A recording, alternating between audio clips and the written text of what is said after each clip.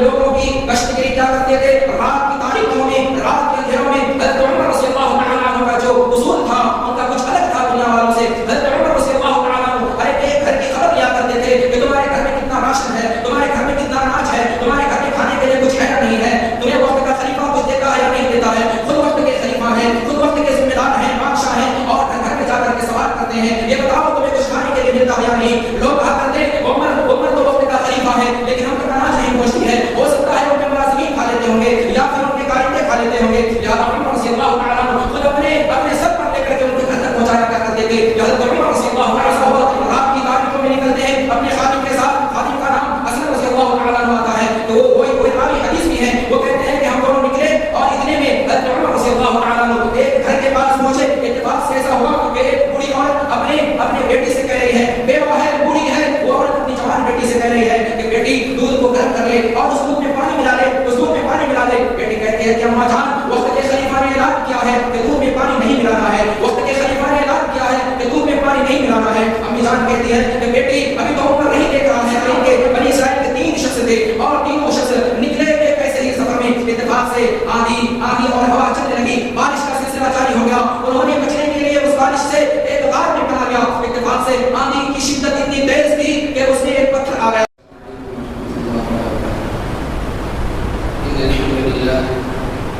إن الحمد لله نحمده ونستعينه ونستغفره ونعوذ بالله من شرور أنفسنا ومن سيئات أعمالنا. من يهده الله فلا مضل له ومن يضلل فلا هادي له. وأشهد أن لا إله إلا الله وحده لا شريك له وأشهد أن محمدا عبده ورسوله.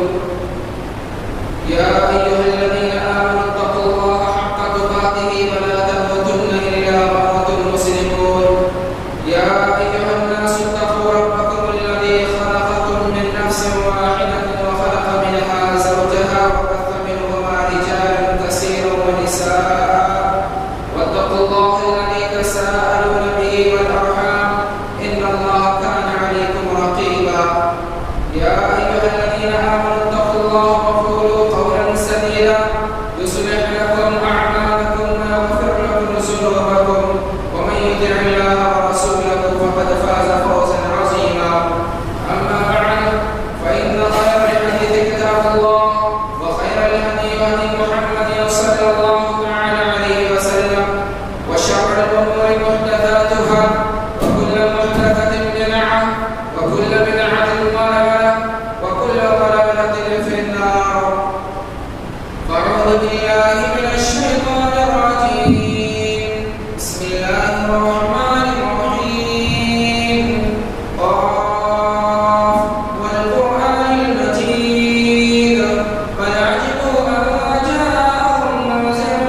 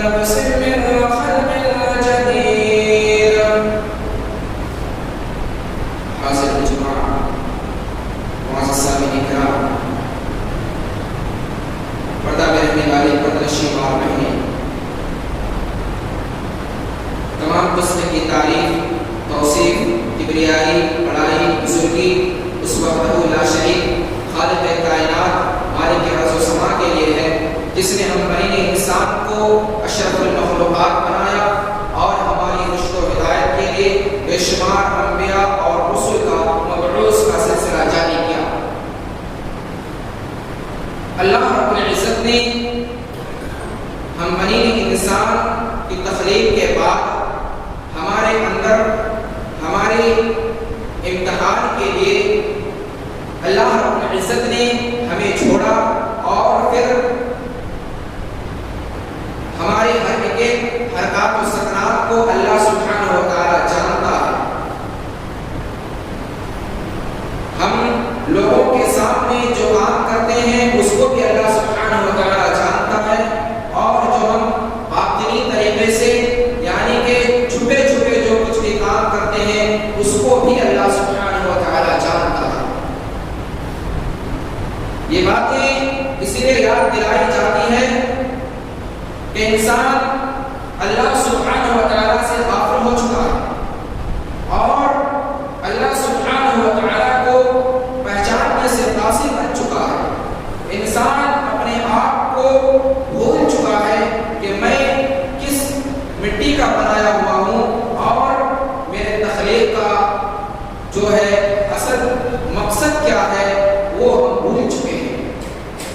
یوں تو قرآن کریم اور حدیث کی کتابوں کو اگر پڑھا جائے اور اگر اس کو کھنگالا جائے تو مکمل اور خلاصہ بات یہی نکل آتا ہے کہ ہمیں اللہ سبحانہ و تعالی ہر ایک طور طریقے بتلانے کے لیے اور ہمارے ہر ایک چیز کا امتحان لینے کے لیے اللہ سبحانہ و تعالی نے بے شمار انبیاء اور رسل کو مبعوث کیا اور تمام کے تمام انبیاء اور رسل جو آئے تو ہمیں ایک ہی چیز کی طرف رہنمائی کرتے رہے.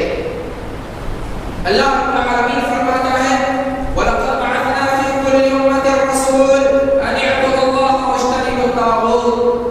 بالتحقیق کہ ہم نے ہر امت میں ایک رسول بھیجا. کیوں بھیجا؟ أَنِ اعْبُدُوا اللَّهَ کہ ایک اللہ کی عبادت کرو وَاجْتَنِبُوا الطَّاغُوتَ اور تمام معبودان باطلہ کو چھوڑ دو. اللہ رب العالمین نے جتنے بھی انبیاء اور رسول کو جو مبعوث کیا تمام کے تمام نبیوں کا ایک ہی ٹارگیٹ تھا اور ایک ہی انداز تھا اور ایک ہی چیز کی طرف تمام انبیاء اور رسول نے لوگوں کو دعوت دیا وہ ہے ایک اللہ کی عبادت کرو اور تمام معبودان باطلہ کو چھوڑ دو. یہ اللہ رب العالمین نے جتنے بھی انبیاء اور رسول کو مبعوث کیا ہر ایک کو یہی بتاتے ہوئے اللہ سبحانہ و تعالی نے مبعوث کیا.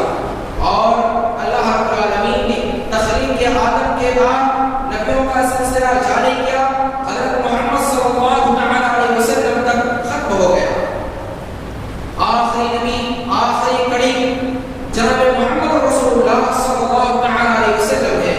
آپ سے پہلے بے شمار انبیاء اور رسول کا مبعوث ہونا اس بات کی دلیل ہے کہ اللہ رب العالمین جو ہے لوگوں کو ایک راستے کی طرف ایک ہی بلانے کی طرف اللہ رب العالمین پیغام دیتا رہا. ایک اللہ کی عبادت کرنا ہے اور اللہ کی جب انسان عبادت کرے گا تو اس کے دل میں خوف پیدا ہوگا اللہ کا اور تمام دنیا کی شرکش اور باطل معبودان ہو چاہے اور اس کے علاوہ چیزیں ہو تمام چیزوں کو چھوڑ دے گا اور ایک اللہ کے سامنے اپنے سر کو جھکائے گا. اگر اس سے ڈر ہے اس سے خوف ہے تو کسی سے ڈرنے کی کوئی ضرورت نہیں ہے کیونکہ اللہ رب العالمین سے بڑا کوئی اور نہیں ہے. اللہ ہی ہے جو رحمان ہے رحیم ہے اور رقیب بھی ہے. اسی طریقے سے اللہ رب العالمین بصیر بھی ہے اللہ رب العالمین سمیع بھی ہے. اللہ رب العالمین کی تمام صفات بتانے کا مقصد یہ ہے کہ اللہ رب العالمین اپنے بندے پر مہربان ہے بے انتہا مہربان ہے. اگر کوئی بندہ حالت اسلام میں اگر وفات پا جاتا ہے کل قیامت کا دن ہوگا اس کے نامۂ اعمال میں کچھ نیکیاں کم ہو جائیں گے تو اللہ رب العالمین رحیم ہے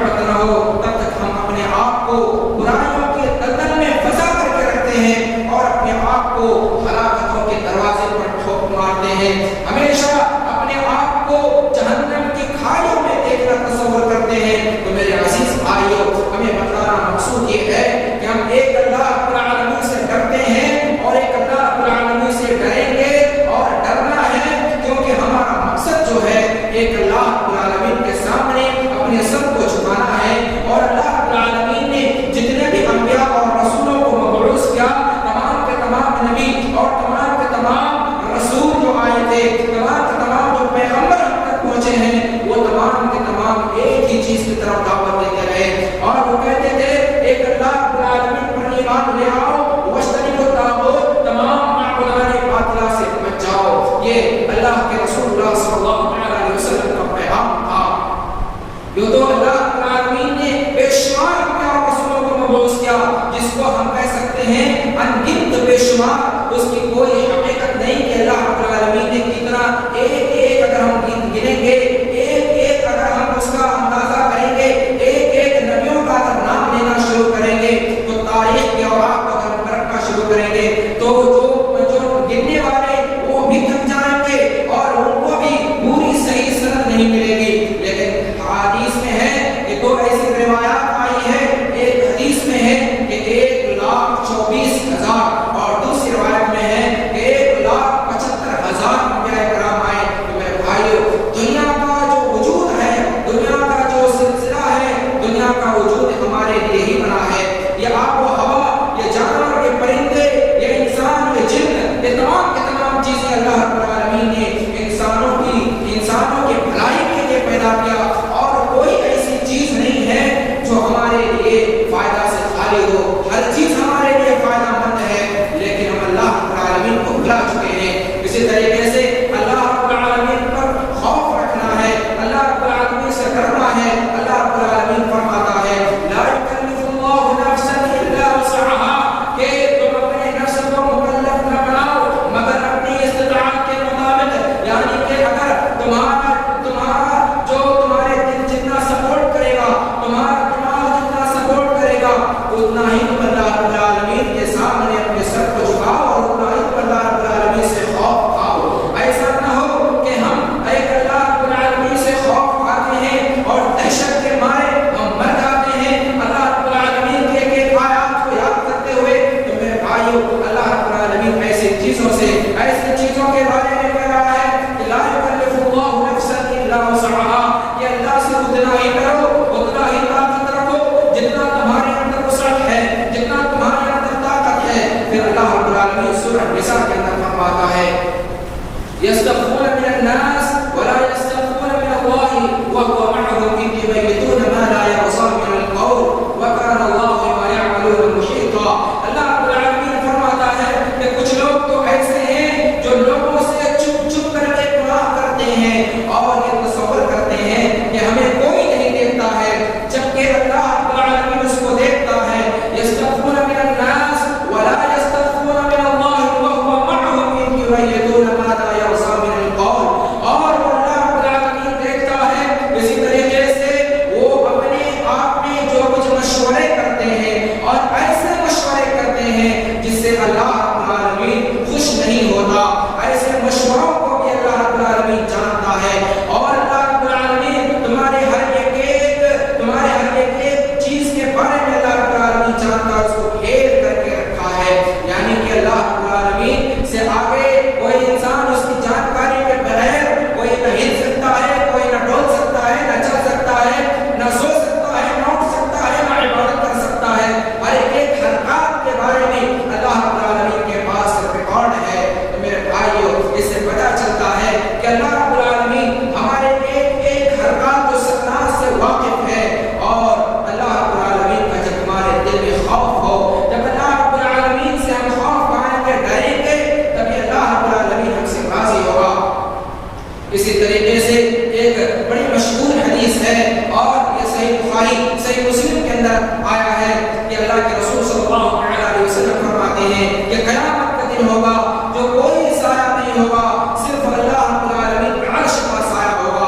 اللہ کے رسول صلی اللہ علیہ وسلم فرماتے ہیں کہ ایک ایسا نوجوان ہوگا تعاطی مراد ذات منصب و جمال، کہ ایک ایسی عورت ہوگی، ایک ایسی خوبصورت عورت ہوگی جو اپنے گناہ کے لیے دعوت دے گی، بدکاری کے لیے دعوت دے گی، لیکن نوجوان کہے گا انی اخاف اللہ، کہ میں ایک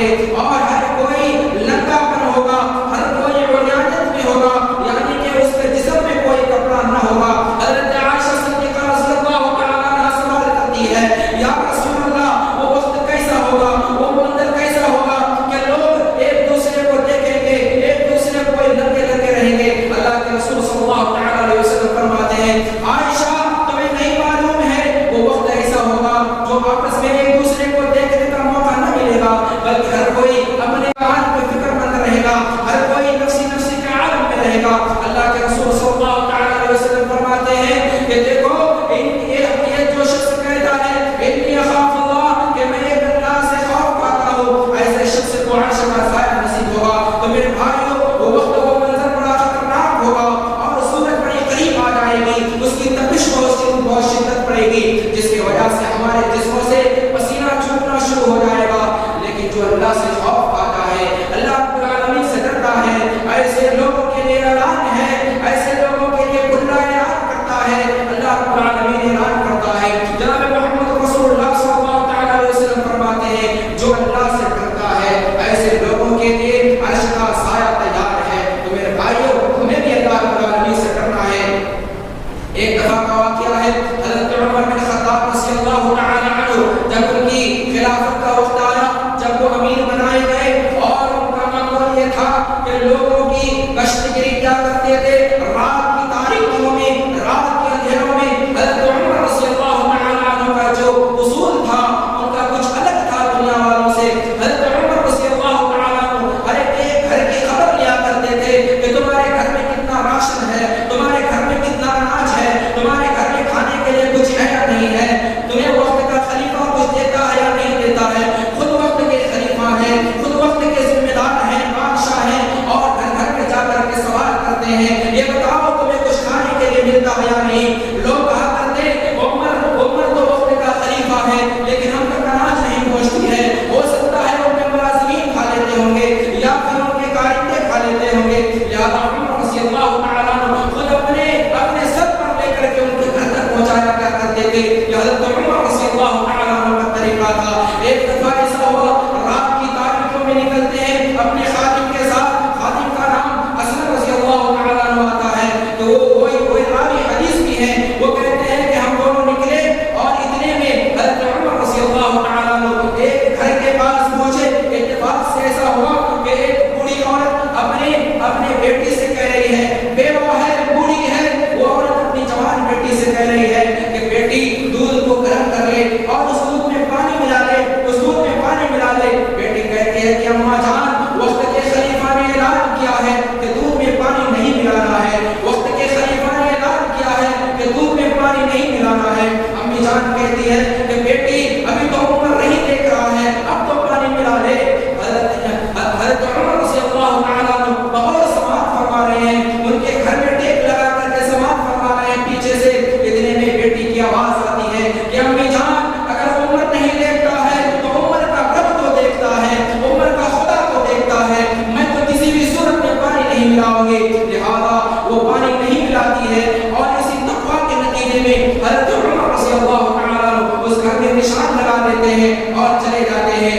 نشان لگانے کے بعد ہم چلے جاتے ہیں، صبح ہوتی ہے، اپنے خادم سے کہتے ہیں کہ وہ جو نوٹ ہم نے کر رکھا تھا اس کے گھر کے لیے، اس کے گھر میں جو ہم نے نشان لگا کر کے رکھا ہے، جو ڈائری میں تم نوٹ کر کے رکھے ہو، جاؤ اس کے گھر کی خبر لو کہ اس کے گھر میں کتنے افراد ہیں، جاؤ ان کے گھر کی خبر لو۔ اتفاق سے جانا ہوتا ہے خادم کو، وہاں پر جا کر کے پتہ چلتا ہے کہ ایک بیوہ عورت ہے اور اس کی ایک نوجوان بیٹی ہے۔ حضرت عمر نے کہا کہ اس لڑکی کے بارے میں خبر لینا کہ اس کی شادی ہوئی ہے یا نہیں ہوئی ہے۔ لہٰذا حضرت عمر رضی اللہ تعالیٰ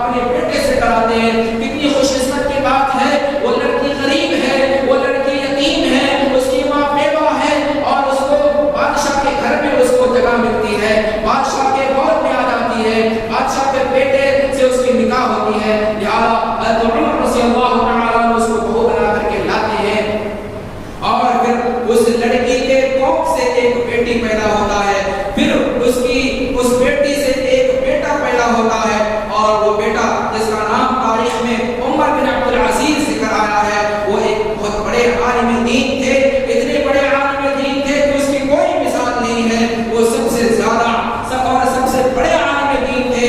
امام نووی رحمہ اللہ علیہ اس حدیث کی تشریح کرتے ہوئے بتاتے ہیں کہ اگر اس کی تعریف کی جائے، جتنی بھی تعریف کی جائے عمر بن عبد العزیز کی، اتنی ہی کم ہے۔ تو میرے بھائیوں، اس سے پتہ چلتا ہے کہ اگر تقویٰ ہو تو اللہ رب العالمین کے پاس بھی عزت ہے اور دنیا میں بھی عزت ہے، اور اگر تقویٰ نہ ہو تو دنیا میں بھی ہمارے لیے خرابی ہے اور آخرت میں ہمارے لیے بربادی ہے۔ دنیا میں اگر تھوڑی بہت عزت مل جائے کہیں کہیں تو پھر بھی دنیا میں کہیں کہیں عزت ملے گی، آخرت میں تو ہمیشہ خسارہ اٹھانے والے میں سے ہو جائیں گے۔ تو ہمارے دلوں میں تقویٰ ہونی چاہیے۔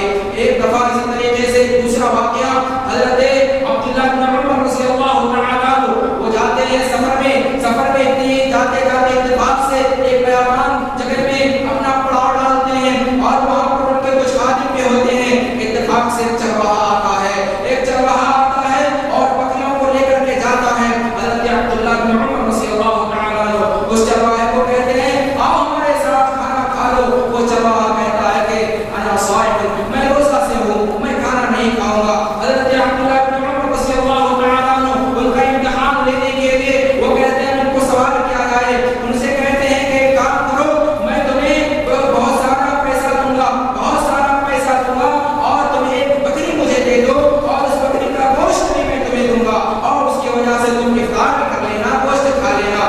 وہ شخص کہتا ہے کہ دیکھیے یہ بکریاں جو ہیں میری نہیں ہے، میرے مالک کی بکریاں ہیں، میں اسے دے نہیں سکتا۔ حضرت عبداللہ بن عمر رضی اللہ تعالیٰ عنہ کہتے ہیں تو کوئی بات نہیں ہے، آپ پیسہ لے لیں اور آپ دے دیں اور اپنے مالک سے کہیں گے کہ بکری کو کھا لیا ہے کسی بھیڑیا نے۔ وہ شخص وہ چرواہا کہتا ہے این اللہ، اللہ کہاں ہے؟ وہ غصہ ہو کر کے اس کا مرداد ہو جاتا ہے اور کہتا ہے کہ این اللہ کہاں ہے؟ کیا اللہ نہیں ہے دنیا میں؟ اللہ نہیں دیکھ رہا ہے؟ اگر میں اپنے مالک کے پاس جا کر کے جھوٹ کہہ دوں تو کیا میرا مالک خوش ہو جائے گا؟ اور اگر خوش ہو بھی گیا تو اللہ تو ناراض ہو جائے گا، میں آخرت میں کیا جواب دوں گا؟ اس شخص کا اس تقویٰ کو دیکھتے ہوئے حضرت عبداللہ بن عمر رضی اللہ تعالیٰ عنہ این اللہ کہا کرتے ہیں اور اپنے بادشاہی کی جگہ پر آتے ہیں، اپنے مقام پر آتے ہیں، اور پھر پتہ لگاتے ہیں کہ وہ شخص کس گھر کا ہے اور وہ شخص کس کا غلام ہے، وہ شخص کس کا نوکر ہے، اس کی پتہ لگایا جائے۔ لہذا حضرت عبداللہ بن عمر رضی اللہ تعالیٰ عنہ کی اس حکم کی تعمیر کرتے ہوئے ان کے گھر تک پہنچتے ہیں۔ پتہ چلتا ہے کہ ان کا مالک جو ہے ان کے مالک سے بات کرتے ہیں اور کہتے ہیں کہ کام کریں، یہ غلام مجھے دے دے آپ، اور آپ کی جتنی بکریاں ہیں وہ بکریوں کا ریوڑ مجھے دے دے۔ لہذا وہ مالک ان کو بیچ دیتا ہے، ان کو سپرد کر دیتا ہے، اور حضرت عبداللہ بن عمر رضی اللہ تعالیٰ عنہ ان بکریوں کو خریدتے ہیں اور اس غلام کو بھی خریدتے ہیں۔ اس کے بعد ان دونوں کو آزاد کر دیتے ہیں، یعنی کہ وہ بکریوں کو اس کے حوالے کر دیتے ہیں، اس غلام کے حوالے، اور غلام کو کہتے ہیں کہ اب تم آزاد ہو۔ تمہیں صرف ایک جملہ نے آزاد کر دیا، تم نے میرے دل کو دہلا دیا، تم نے کہا اللہ کہاں ہے؟ یہ سن کر کے میرا دل بڑا خوش ہوا اور میں اللہ رب العالمین سے ڈر گیا، تمہارا تقویٰ دیکھ کر کے مجھے بہت خوشی ہوئی، اور اسی نتیجے میں ہو سکتا ہے کہ کل قیامت کے دن اللہ رب العالمین تمہیں جنت میں داخل کر دے گا۔ یہی وہ جملہ ہے جو تمہیں دنیا میں عزت دیتی ہے، یہی وہ جملہ ہے جو کل قیامت کے دن اللہ رب العالمین تمہیں جنت میں داخل کرے گا۔ تو میرے بھائیوں، اس سے پتہ چلتا ہے کہ این اللہ اس چرواہے نے کہا، لیکن دل میں لگی چوٹ تو حضرت عبداللہ بن عمر رضی اللہ تعالیٰ عنہ وہ دل میں اس بات کو بٹھا دیتے ہیں، اور وہ کیا کرتے ہیں، اس چرواہے کو آزاد کر دیتے ہیں، خریدتے ہیں اپنے پیسے سے اور اس چرواہے کو آزاد کر دیتے ہیں۔ تو ذرا اور کریں، ایک اللہ سے خوف کھانے کا مطلب اور اس کا مقصد جو ہے ان کا تقویٰ دیکھنے کے سبب اور ان کی تقویٰ کی بنیاد پر ان کو بھی آزادی مل جاتی ہے، اور ان کو اپنی زندگی آرام میں گزارنے کا اور عیش و عشرت کے ساتھ گزارنے کا پورا حق ملتا ہے۔ تو میرے بھائیوں، اللہ رب العالمین سے خوف کھانا سیکھیں، اللہ رب العالمین سے ڈریے، اللہ رب العالمین نے ہمیں جو پیدا کیا ہے اس سے ہم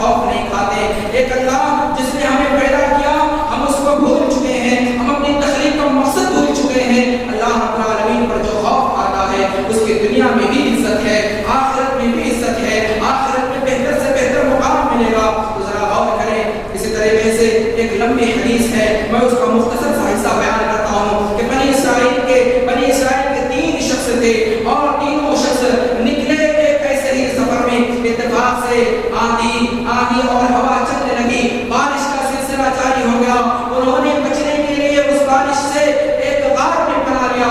اتفاق سے آندھی کی شدت اتنی تیز تھی کہ اس میں ایک پتھر آ گیا اور دروازہ بند ہو جاتا ہے، ایک بڑا سا چٹان آ جاتا ہے، دروازہ بند ہو جاتا ہے۔ تین نوجوان اس غار میں گھسے ہوئے ہیں اور وہ تینوں پریشان ہیں، اب کیا کیا جائے؟ ہلانے کی کوشش کرتے ہیں، وہ چٹان ہلتا نہیں ہے۔ اب وہ تینوں کہتے ہیں اب ہمارا کوئی راستہ نہیں ہے، اب ایک ہی راستہ ہے کہ اگر ہم چاہیں تو اللہ رب العالمین کے سامنے اپنے نیک اعمال کے بارے میں کہیں اور اسی نیک اعمال کے نتیجے میں ہم وسیلہ طلب کریں، ہو سکتا ہے اللہ رب العالمین اس چٹان کو ہم سے دور کر دیں۔ اتفاق سے ایک شخص پہلا شخص کہتا ہے کہ اے اللہ اس چٹان کو دور کر دے، اللہ میں نے تیری رضا کے خاطر، تیری خوشنودی کے خاطر۔ سب سے پہلا نوجوان کہتا ہے کہ اللہ میں اپنے ماں باپ سے اتنا محبت کرتا ہوں، ایک دن ایسا ہوا کہ میں دور چلا گیا بکریوں کو لے کر کے، میں چرانے کے لیے چلا گیا اور میں جب رات کی تاریکیوں میں آیا تو رات کافی ہو چکی تھی، میرے ماں باپ سو چکے تھے اور میرے بچے بھوک سے پریشان تھے۔ اتفاق سے ایسا ہوا کہ میں نے دودھ نکالنے کے بعد میں نے سوچا کہ اپنے ماں باپ کو پہلے پلایا جائے دودھ کو، لیکن میرے ماں باپ تو سوئے ہوئے تھے۔ میں برتن لے کر کے رات بھر کھڑا تھا، میرے بچے بھوک سے بلبلا رہے تھے، میں نے ان کو سلا دیا، میں نے چاہا کہ پہلے میرے ماں باپ کھائیں، اس کے بعد پھر میرے بچے کھائیں۔ اتفاق سے میرے ماں باپ صبح بیدار ہوتے ہیں، دیکھتے ہیں کہ میرا بچہ دودھ کا برتن لے کر کے کھڑا ہے، پھر میرے ماں باپ کہتے ہیں اللہ یہ میں نے تیری رضا کے لیے اگر کیا تو تو اس چٹان کو دور کر دے۔ اتفاق سے وہ چٹان تھوڑا سا دور ہٹتا ہے، آسمان کی جھلک دکھائی دیتی ہے۔ دوسرا نوجوان کہتا ہے کہ اللہ میں نے اپنے جوان چچا زاد بیٹی سے میں نے زنا کرنے کی کوشش کی، لیکن اس نے ہر بار مجھے منع کیا۔ یا اللہ میں اپنے چچا زاد بیٹی سے بہت زیادہ محبت کرتا ہوں، اور اتفاق سے ایسا ہوا کہ وہ حالت مجبوری میں میرے پاس آتی ہے اور مجھ سے 100 درہم کی تلاش کرتی ہے۔ یا اللہ میں نے اس سے کہا کہ اگر تو 100 درہم چاہتی ہے تو میں تجھے دینے کے لیے تیار ہوں، شرط یہ ہے کہ میرے ساتھ تجھے ایک مرتبہ سونا پڑے گا۔ اتفاق سے وہ مجبور ہو کر کے وہ مجھ سے تیار ہو جاتی ہے۔ جب میں اس کے رانوں پر اپنا ران رکھا، اس کے رانوں پر جب میں سوار ہوا تو وہ کہنے لگے اے اللہ کے بندے اللہ سے ڈر، انی اخاف اللہ، کہ میں تو اللہ سے ڈرتی ہوں، تو بھی اللہ سے ڈر لے۔ میں صرف یہ جملہ سن کر کے میں نے اس کو چھوڑ دیا اور میں نے کہا تو نے بہت بڑی ذات کی قسم کھائی ہے اور بہت بڑی ذات کا نام لے لیا، لہذا میں یہ سن کر کے اللہ میں نے اس سے کچھ بھی نہیں کیا اور میں نے اس کو 100 درہم اس کے حوالے کر دیا اور کہا کہ اور ضرورت ہو تو مجھے کہنا، اور اللہ اگر میں نے یہ تیری خوشنودی کے لیے، اگر میں نے یہ تیرے ڈر کے لیے اگر میں کیا ہے تو اللہ تو اس چٹان کو دور کر دے۔ اتفاق سے چٹان اور تھوڑا دور ہو جاتا ہے۔ تیسرا نوجوان کہتا ہے کہ یا اللہ میں نے تیری رضا کے خاطر میں نے جو کام کیا ہے وہ تو یہ ہے کہ اللہ میں نے ایک آدمی کو مزدوری دے رہا تھا، میرے پاس اس نے مزدوری کی، میں اس کی مزدوری ادا کر رہا تھا، اس نے کہا کہ مجھے ابھی مزدوری نہیں چاہیے۔ اللہ میں نے اس سے میں نے بکریاں خریدا، اس سے میں نے ایک غلام خریدا اور پھر میں نے کھیتی باڑی شروع کر دی۔ اتفاق سے وہ آدمی